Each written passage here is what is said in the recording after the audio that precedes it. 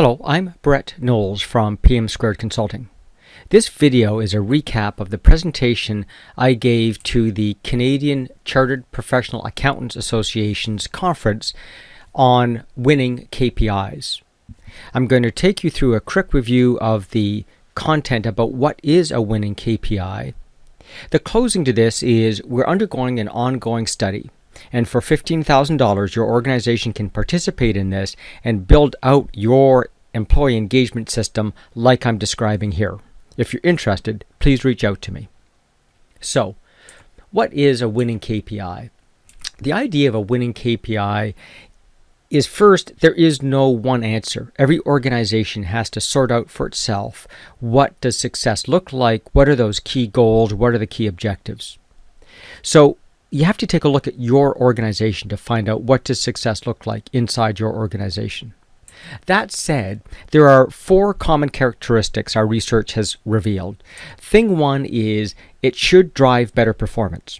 It should drive better management and better bosses, and it should drive better employees and better achievement. And the unintended consequences of this are things like higher engagement levels, higher retention rates, higher customer satisfaction.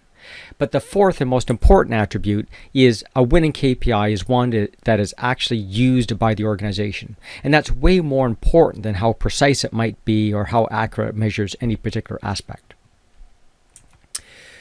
So let's take a look at what motivates people, because that's what a winning KPI is all about. Daniel Pink in his book Drive identifies 3 core things that a engagement system motivation needs to support. The first is purpose. People need to understand why they go to work and what their purpose in their job is. Thing 2 is mastery. They have to be given the capability and resources to master those things within their purpose. And then finally, autonomy. Once I understand my purpose and I have the skill set, leave me alone to get it done. And these things drive intrinsic rewards. And those are the sorts of rewards that are self-motivating. They're the sorts of things that we see in online gaming, where people are self-motivated to do the work. So what if we could take those characteristics of online gaming and apply them to business to get that motivation, or what Daniel Pink calls designing for people? So that process is fairly straightforward. What we need to do is, in defining purpose, is identify the organization's strategic goals, cascade those down to what are the objectives to achieve those goals, and from there, what are the key results that will tell us if we've achieved those objectives. We call those things OKRs, objectives and key results. And those are the tools that organizations like Google are now using to drive employee engagement and alignment. So in that framework, once we identified the key results, they should be able to be fed back to the employees. And I'll use an example of a sales department. There are 7 categories of performance indicators or KPIs that we're looking for that drive behavior and performance. They are, what are the processes we're working in? What are the projects we're working on? How are we developing ourselves? How are we developing others? How are we living the corporate values? And then feedback both internally and externally. Now, these first 2, process and projects, are the daily activities that people do. So those are things like the actual selling work a sales team does, development, marketing. Projects are things like implementing a new system, taking on a new activity. So those are the daily activities that we should be able to see.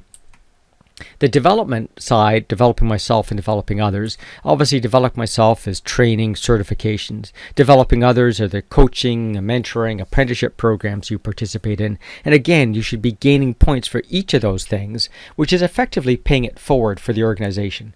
It will eventually achieve dollar benefits from you having better training and developing your staff. But for now, you get the benefit through the points so that you'll get the corporate benefits later.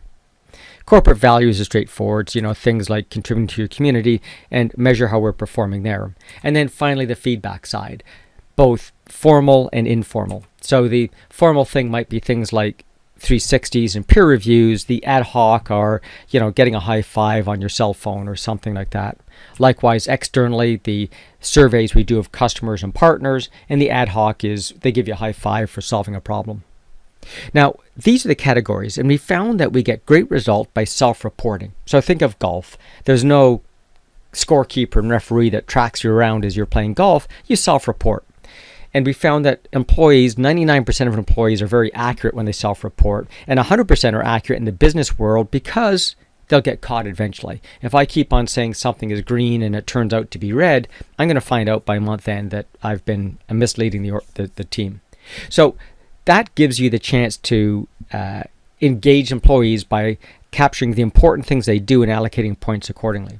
So let's see how that looks. We'll take an example again for the sales department. And in this organization, it has two key objectives or goals. One is we're going to attract new customers. That's how we're going to grow. So a new customer is more interesting to me than an existing customer.